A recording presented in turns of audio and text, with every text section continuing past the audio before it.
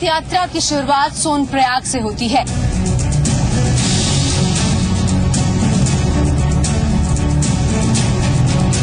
बाईस किलोमीटर पैदल यात्रा कर आखिरकार हम केदारनाथ धाम पहुंच गए।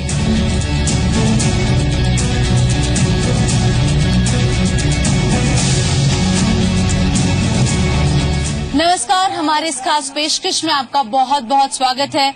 मैं हूं शिल्पा पुंडीर। बीते साल उत्तराखंड में आए कुदरत के कहर ने पूरे राज्य को तहस नहस कर दिया। सबसे ज्यादा नुकसान केदारनाथ में हुआ, जहां मंदिर के अलावा बाकी कुछ भी नहीं बचा। एक साल बाद अब प्रशासन ने केदारनाथ जाने के लिए 22 किलोमीटर पैदल नया रूट बनाया है। तो अपने इस खास पेशकश में हम आपको दिखाएंगे कि यह नया रूट आखिर कैसा है, कितना सुरक्षित है और इस नए रूट पर क्या क्या चुनौतियां मौजूद हैं।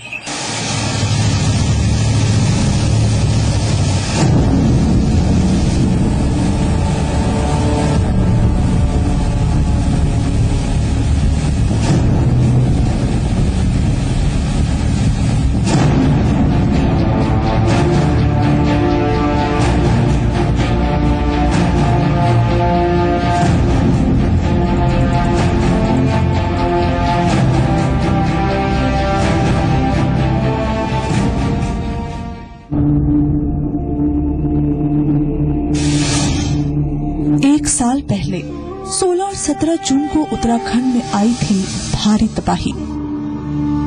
आज भी उन खौफनाक दिनों को याद कर रोंगटे खड़े हो जाते हैं। हजारों लोग आपदा की चपेट में आए। न जाने कितने भगवान के प्यारे हो गए, तो कई अपनों से बिछड़ गए, कई लोगों के आशियाने बह गए, तो कई लोगों की दुकानें आपदा की भेंट चढ़ गई।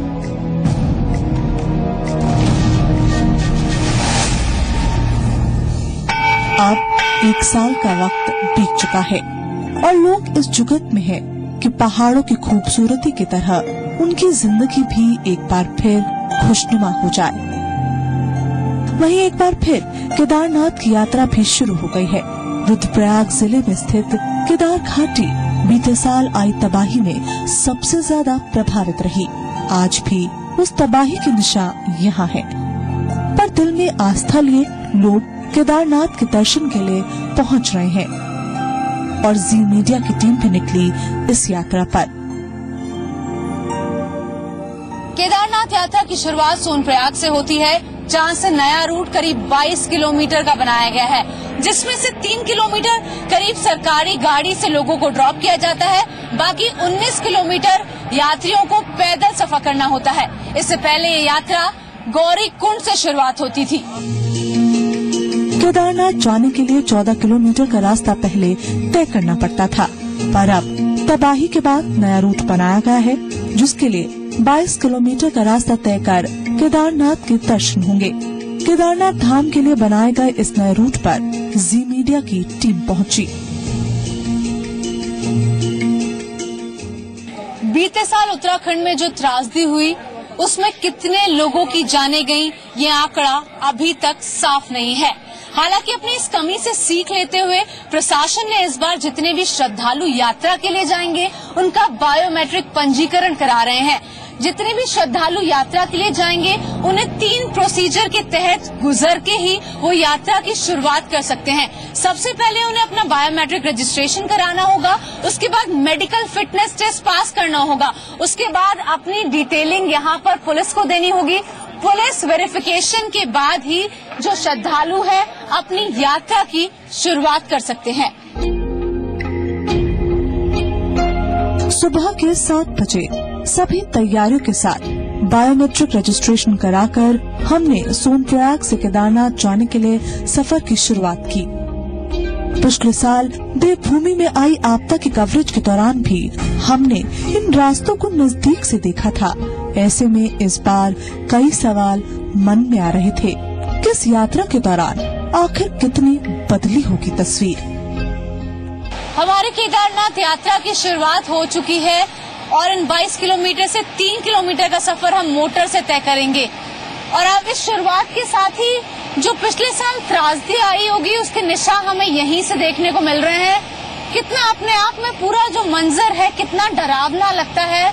अभी भी मंदाकिनी कि कैसे यहाँ पर आवाजें आ रही हैं, अंदाजा लगाया जा सकता है कि जो पूरी चट्टानें गिरी होंगी तो कितना यहाँ पर भयावह दृश्य होगा। हालांकि शुरुआत हमारी हो गई है और उम्मीद करेंगे कि हमारी ये यात्रा बाकी श्रद्धालुओं की तरह ही बेहद सफल रहे।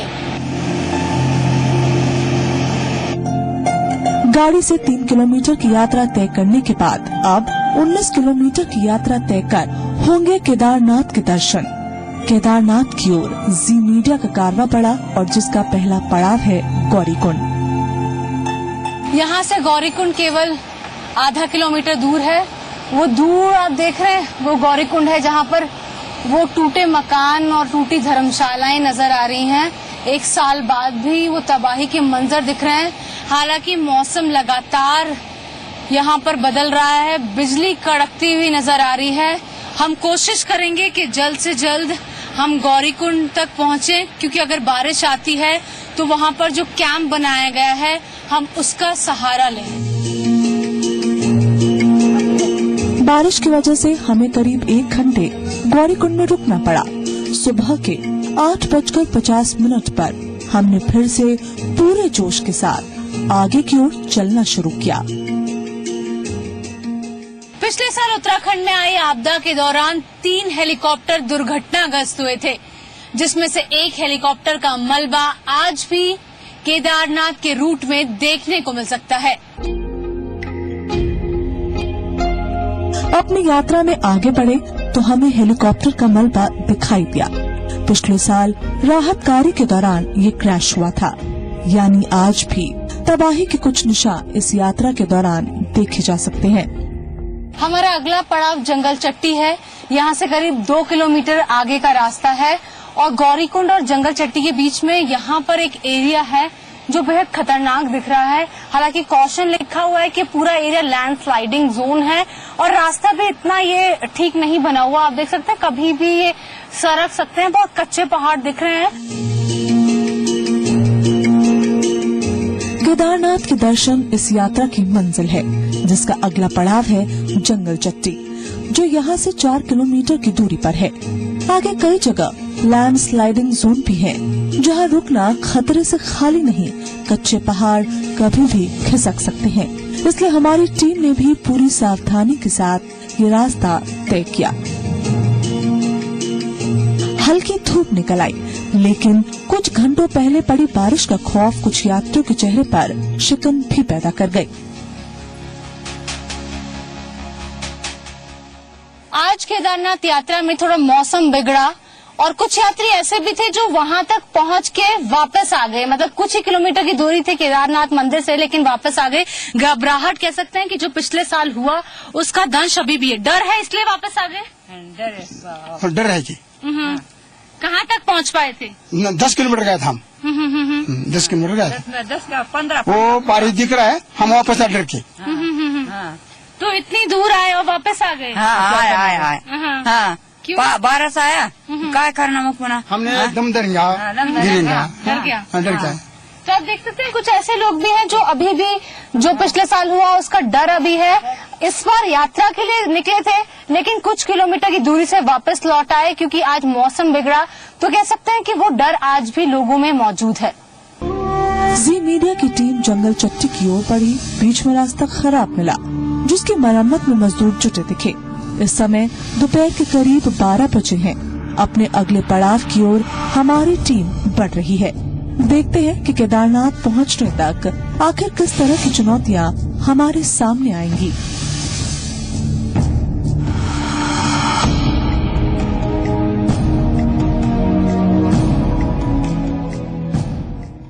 इस समय हम जंगल चट्टी पहुंच चुके हैं।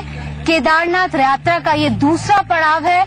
गौरीकुंड से ये जगह 4 किलोमीटर आगे है। और अगर इस पूरे सफर की बात करें जो पैदल यात्रा अभी हमने तय की है, कुछ बातों का आप जरूर ध्यान रखें। अगर आप यात्रा के लिए आ रहे हैं तो अच्छे स्पोर्ट्स शूज जरूर लें। साथ में रेनकोट या छाते का भी बंदोबस्त रखें। ऊपर सर्दी बहुत है, उसे देखते हुए आप गर्म कपड़े रखें। लेकिन इतना जरूर तय है, अगर आप सामान ला रहे हैं तो इतना मत लाइएगा कि आप चढ़ते वक्त आपको दिक्कत हो। जंगल चट्टी तक हमारी टीम पहुंच गई, जिसके बाद अगले पड़ाव भीमबली जाने का रास्ता शुरू हुआ। और इस 2 किलोमीटर की यात्रा में हमें वृंदावन से आए कुछ बच्चे मिले जो केदारनाथ के दर्शन कर चुके हैं। बारिश हुई थी तो चलने के लिए थोड़ी मुश्किल हुई थी। अब केदारनाथ का दर्शन कर लिया। आगे चलने पर मध्य प्रदेश से आए 2 बुजुर्ग दिखे जो कई बार केदारनाथ धाम आ चुके हैं। इस समय हम केदारनाथ यात्रा के तीसरे पड़ाव भीमबली पहुंच चुके हैं। जंगल चट्टी से ये स्थान करीब 2 किलोमीटर आगे है और यहाँ से रामबाड़ा करीब 1 किलोमीटर की दूरी पे है। यहाँ पर आप देखेंगे पुलिस चौकी मौजूद है। यहाँ पर एक छोटा सा चिकित्सालय बनाया गया है और यहाँ पर एक छोटे से पड़ाव में आप जरूर विश्राम करके जाएं ताकि अपनी एनर्जी को जो खोई है उससे वापस पा सके और आगे की यात्रा को चालू रख सकें। भीमबली में प्रशासन ने यात्रियों के लिए खान पान की व्यवस्था भी की हुई है। इस समय हम भीमबली पहुंच चुके हैं। काफी लंबा पैदल सफर तय किया है और अब कुछ खाने का कह सकते हैं कि मन कर रहा है। भूख भी बहुत लग रही है। यहाँ पर उत्तराखंड टूरिज्म की तरफ से जितने भी श्रद्धालु आ रहे हैं उन्हें खाना दिया जा रहा है। फ्री सेवा है ये।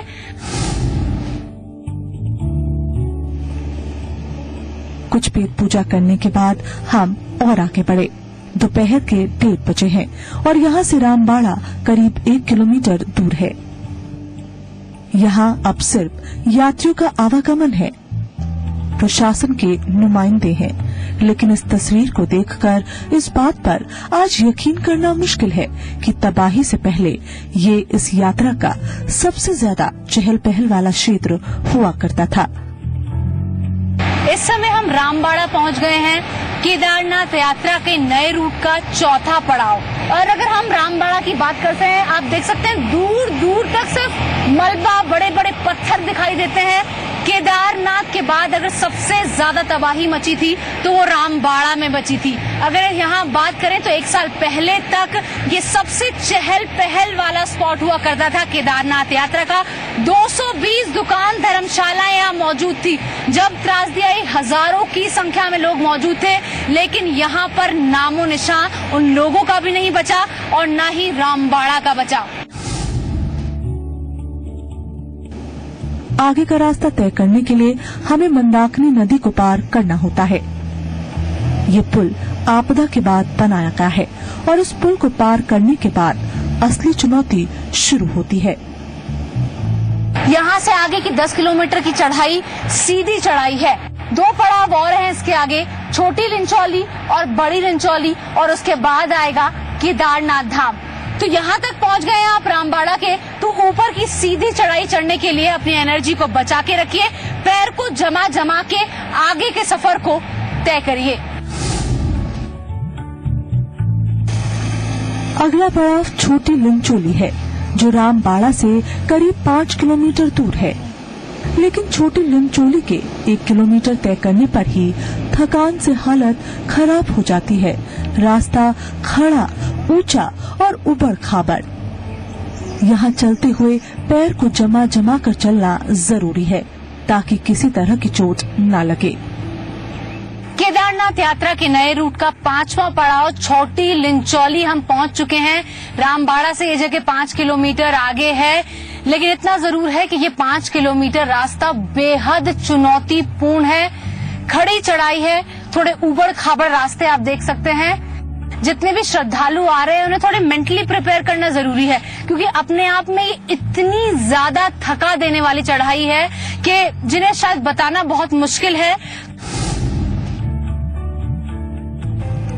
छोटी लिंचौली के बाद अगला पड़ाव 2 किलोमीटर दूर बड़ी लिंचौली है, जहां केदारनाथ यात्रा का बेस कैंप बनाया गया है। सूरज ढलते ढलते सर्दी का एहसास बढ़ने लगता है और ये रास्ता और मुश्किल बन जाता है। बड़ी लिंचौली पहुंचने में अब करीब 100 मीटर शेष है, लेकिन ये पूरी यात्रा सच में थका देने वाली है। चुनौतियां बहुत ज्यादा है। आप मेरे पीछे देखेंगे पूरी तरीके से बर्फ का पहाड़ है जिसे पार करके हमें दूसरी तरफ जाना होगा। स्लिपरी है, फिसलने वाला है, ऐसे हालात हैं। रास्ते में जगह जगह बर्फ पड़ी है जिसमें सावधानी से चलना बेहद जरूरी हो जाता है। आप देख सकते हैं आगे बर्फ की ये बिल्कुल चादर देखने को मिल रही है और इसी तरह की बर्फ केदारनाथ धाम में भी पड़ी हुई है। हालांकि यहाँ पर श्रद्धालु पहुंचे हुए हैं। यूपी से कुछ लोग आइए इनसे बात करने की कोशिश करते हैं। अच्छा, जो नया रास्ता बनाया गया है उसके बारे में कुछ कहना चाहेंगे? रास्ता भी बहुत खराब बना हुआ है, ट्रैक काफी गड़बड़ है, लेकिन यहाँ काम अच्छी तरह से चल रहा है। लोगों का अगर इसी तरह सहयोग रहा तो अपेक्षा की जाती है कि पिछली बार ये ट्रैक अगले वर्ष 2015 में अच्छा चलेगा। हम भी बिल्कुल यही उम्मीद कर रहे हैं। अच्छा, ये बताइएगा, इतनी बड़ी आपदा आई पिछले साल ही, एक साल में आप दोबारा आ गए, वो खौफ डर कुछ नहीं लग रहा? जी, खौफ तो थोड़ा डर तो है ही है। हाँ। बोले आज मौसम बिगड़ा था तो क्या सोच रहे थे कि फंस गए? बस नहीं, भोले जी का आशीर्वाद है बस। सुबह टाइम चले तो बारिश थोड़ी तो। हम लोग यंग है इसलिए थोड़ा कठिन है। जो एजेड है, अधेड़ अवस्था में है, वृद्धावस्था में, उनके लिए तो बहुत मुश्किल है। लेकिन चौंकाने वाली बात यह है कि 80-80 साल की महिलाएं, बुजुर्ग इस ट्रैक को चढ़ रही हैं। लेकिन इतना जरूर है कि रास्ता जो है बेहद चुनौतीपूर्ण है, मुश्किल भरा है। शाम होते होते सर्दी चरम पर पहुंच गई। अब चुनौती है कि जल्द से जल्द केदारनाथ के फाइनल बेस कैंप पर पहुंचा जाए। बड़ी लिंचौली इस समय हम पहुंच चुके हैं और यहाँ से केदारनाथ धाम का डिस्टेंस करीब 3 किलोमीटर है। आप देख सकते हैं बड़ी लिंचौली में एक बड़ा यहाँ पर बेस कैंप बनाया गया है। खाने पीने की व्यवस्था है, रहने की व्यवस्था है और यहाँ पर जो लोग पूरे दिन का सफर तय करके आए हैं और चाहते हैं कि अगले दिन सुबह वो पहुंचे तो यहाँ रुक सकते हैं।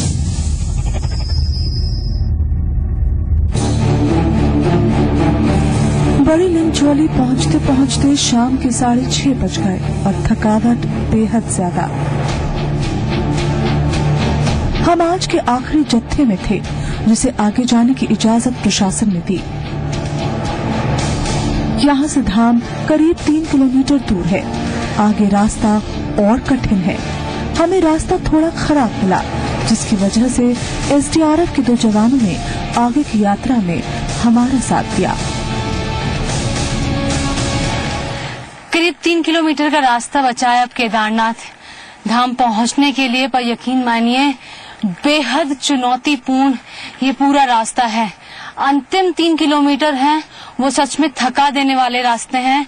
सीधी खड़ी चढ़ाई है, लेकिन साथ में हमारा इस 3 किलोमीटर का साथ देने के लिए एसडीआरएफ की टीम मौजूद है। किस तरह से लोग की हेल्प करिए आए जाने की कोशिश करते हैं। अपना नाम बताइएगा। मैम, मेरा नाम है जितेंद्र गिरी और मैं एसडीआरएफ से हूँ। लोगों का हमारा 4 टीमें हैं यहाँ। चुनौतीपूर्ण जो रास्ता रहेगा, कौन सा पड़ाव है? उसमें थोड़ा सा टफ जो है, यहाँ पे जो रुद्रा पॉइंट के नीचे थोड़ा सा चढ़ाई है, जिगजैग है, इसमें थोड़ा सा लोगों को दिक्कत आती है। आगे खड़ी पहाड़ी और रास्ता एकदम टेढ़ा मेढ़ा, साथ ही ये रास्ता बेहद पथरीला है, इसलिए चढ़ाई मुश्किल हो जाती है।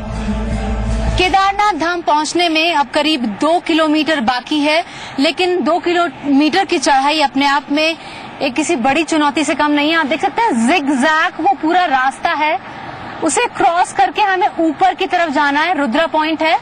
कुछ हरियाणा से यहाँ पर युवक हैं, यात्रा करके आ चुके हैं, पूरा इन्होंने देखा है रूट। चुनौती भरा है, बहुत ज्यादा टफ है। ये आम आदमी के लिए नहीं है, मतलब उसके लिए बहुत ज्यादा दिल चाहिए जाने के लिए।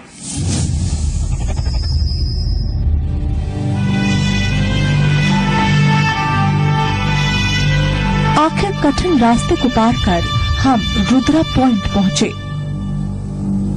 यहाँ से केदारनाथ धाम की दूरी महज 1.5 किलोमीटर है। इस समय हम रुद्रा पॉइंट पे हैं और यहाँ से करीब 1.5 किलोमीटर बच जाता है केदारनाथ धाम। आप देख सकते हैं यहाँ पर अगर हम इस स्पॉट की बात करें तो यहाँ पर काफी टेम्परेचर जो है 1 to 2 डिग्री सेल्सियस है।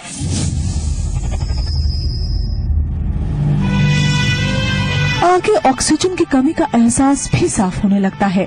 भारी थकान महसूस होने लगती है। सर्दी भी कंपा देने वाली। गर्म शॉल और कंबल ओढ़े बिना काम नहीं चलता। लंबी यात्रा कर हल्के अंधेरे के बीच बाबा केदारनाथ धाम पचड़ी लाइट से मंदिर के हल्के हल्के दर्शन होते देख एक सुखद अनुभूति का एहसास होने लगता है। और आखिरकार रात के 9 बजे 22 किलोमीटर की यात्रा तय करके केदारनाथ धाम हमारी टीम पहुंच गई। 14 घंटे की इस यात्रा के दौरान हमने आपको यहाँ की मौजूदा तस्वीर दिखाई। पहले की तरह माहौल कब होगा ये कहना फिलहाल मुश्किल है। तबाही के 1 साल बाद हालात कुछ संभले हैं। ऐसे में उम्मीद है कि आने वाले वक्त में एक बार फिर वो ही रौनक लौट आए जैसे हुआ करती थी।